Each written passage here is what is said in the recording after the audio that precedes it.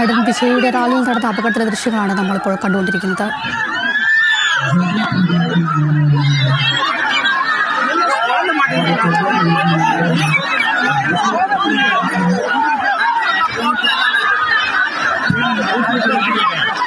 വിജയ് വെള്ളം നിറച്ച കുപ്പി ജനങ്ങൾക്കിടയിലേക്ക് എറിയുന്നതും ജനങ്ങൾ അതിനുവേണ്ടി ചാടി പിടിക്കുന്നതൊക്കെയാണ് ദൃശ്യങ്ങൾ.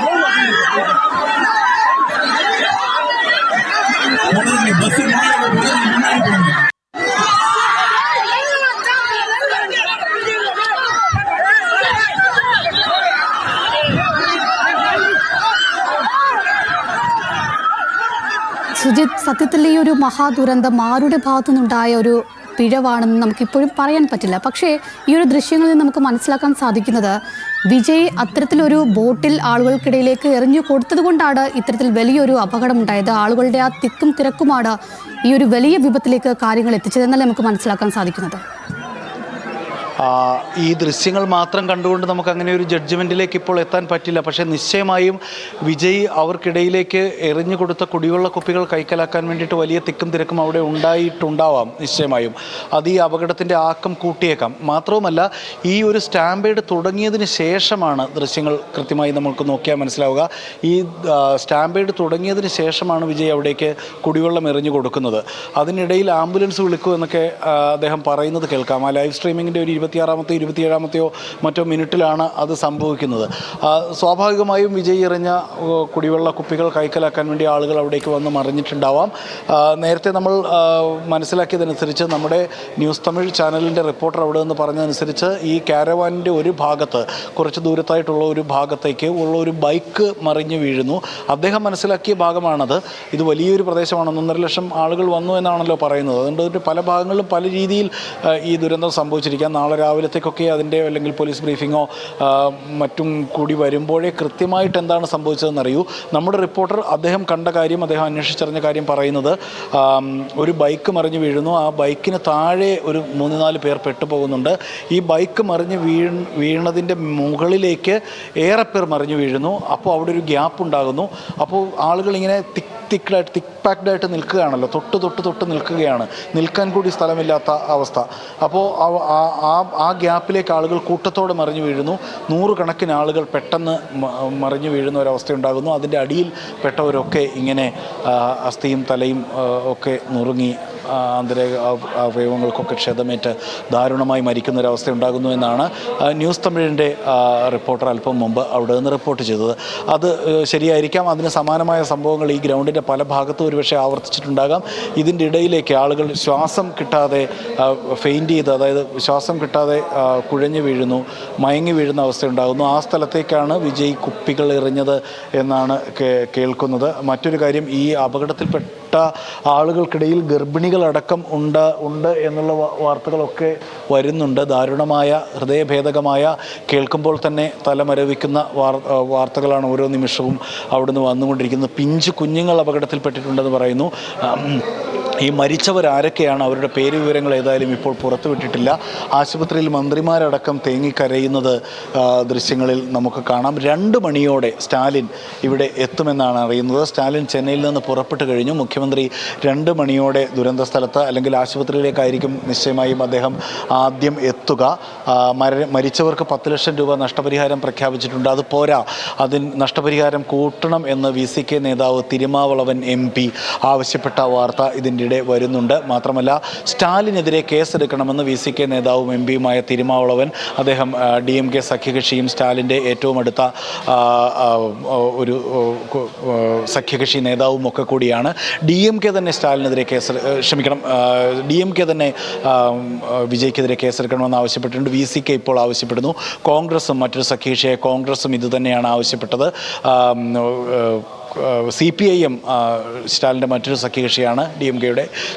CPIM ആവശ്യപ്പെട്ടത് ഹൈക്കോടതി നേരിട്ട് കേസെടുക്കണം ഈ കാര്യത്തിൽ എന്നാണ്. ഏതായാലും ഇപ്പോൾ സംഘാടകർക്കെതിരെ കേസെടുത്തു എന്നാണ് മനസ്സിലാക്കുന്നത്. സംഘാടകർക്കെതിരെ കേസെടുത്തിട്ടുണ്ട്. സ്വാഭാവികമായിട്ടും പോലീസ് അതിൻ്റെ നടപടിക്രമങ്ങൾ പാലിച്ച് മുന്നോട്ട് പോകുന്നത് നടപടിക്രമം മാത്രമാണ്. വിജയ്ക്കെതിരെ കേസെടുക്കുമോ എന്നുള്ള കാര്യത്തിൽ അതൊരു ഭരണപരമായ അല്ലെങ്കിൽ ഡിസിഷൻ, പുതിയ വിവരങ്ങളുണ്ടോ? സ്റ്റാലിൻ 2 മണിക്ക് എത്തുന്നു അല്ലേ? ഇപ്പോൾ തിരിച്ചു വന്നു. സ്റ്റാലിൻ ഉടൻ എത്തുമെന്നാണ് സനോജ് ഇപ്പോൾ അറിഞ്ഞിട്ട് പറഞ്ഞത്. സ്റ്റാലിൻ ഉടൻ എത്തുമെന്നല്ലേ പറയുന്നത്? 2 മണി, ക്ഷമിക്കണം, 2 മണിക്കാണ് സ്റ്റാലിൻ എത്തുക. ഇപ്പോൾ സമയം 12 മണി. 2 മണിക്കൂർ കൂടി കഴിയുമ്പോൾ സ്റ്റാലിൻ അവിടേക്ക് എത്തുന്നുണ്ട്. ഇതാണ് മാത്രം രാഷ്ട്രപതി മുതൽ പ്രധാനമന്ത്രി മുതൽ എല്ലാവരും ഈ ഇത്രയും വലിയ ദുഃഖ വാർത്തയെ, ഈ ദുരന്തത്തോടുള്ള അനുശോചനങ്ങൾ ഇപ്പോൾ രേഖപ്പെടുത്തിക്കൊണ്ടിരിക്കുകയാണ്. ദുബായ് സന്ദർശനത്തിലായിരുന്ന ഉപമുഖ്യമന്ത്രി യാത്ര വെട്ടിച്ചുരുക്കി. ഉദയനിധി സ്റ്റാലിൻ നാളെ രാവിലെ കരൂരിലെത്തും. മന്ത്രിമാരോ ആകെ തന്നെ അവിടേക്ക് കേന്ദ്രീകരിക്കുകയാണ്. മന്ത്രിമാരുടെ ബ്രീഫിങ്ങും മറ്റും വന്നുകൊണ്ടിരിക്കുന്നുണ്ട്. അത് തമിഴിലാണ്. എന്താണ് അവർ പറയുന്നത് എന്നുള്ള കാര്യം ഇപ്പോൾ സ്ക്രോളുകളായി നമ്മുടെ സ്ക്രീനിൽ പ്രത്യക്ഷപ്പെടും. മറ്റ് പ്രധാനപ്പെട്ട കാര്യം ഇതാണ്. ഉദയനിധി സ്റ്റാലിൻ നാളെ കരൂരിലെത്തും. സെന്തിൽ ബാലാജിയെ കെട്ടിപ്പിടിച്ച് അൻബിൽ മഹേഷ് കരയുന്ന ദൃശ്യങ്ങൾ ആവർത്തിച്ച് ടെലിവിഷൻ സ്ക്രീനിൽ നമ്മുടേതടക്കം കാണിക്കുന്നുണ്ട്. ഒപ്പം വിജയുടെ വീട്ടിൽ, നീലാങ്കരയിലെ വിജയുടെ വീട്ടിൽ വിജയ്, അദ്ദേഹം വീട്ടിലാണോ ഇപ്പോൾ ഉള്ളതെന്നറിയില്ല. ഏതായാലും അപകടത്തിന് പിന്നാലെ സുരക്ഷിതനായി അവിടെ നിന്ന് ട്രിച്ചി എയർപോർട്ട് വഴി വിജയ് ചെന്നൈയിലെത്തിയിട്ടുണ്ട്. ചെന്നൈയിലെത്തിയതിന് ശേഷമാണ് വിജയുടെ പ്രതികരണം കൂടി വന്നത്. നീലാങ്കരയിലെ വിജയുടെ വീട്ടിൽ ഇപ്പോൾ വലിയ പോലീസ് സുരക്ഷ ഏർപ്പെടുത്തിയിട്ടുണ്ട്.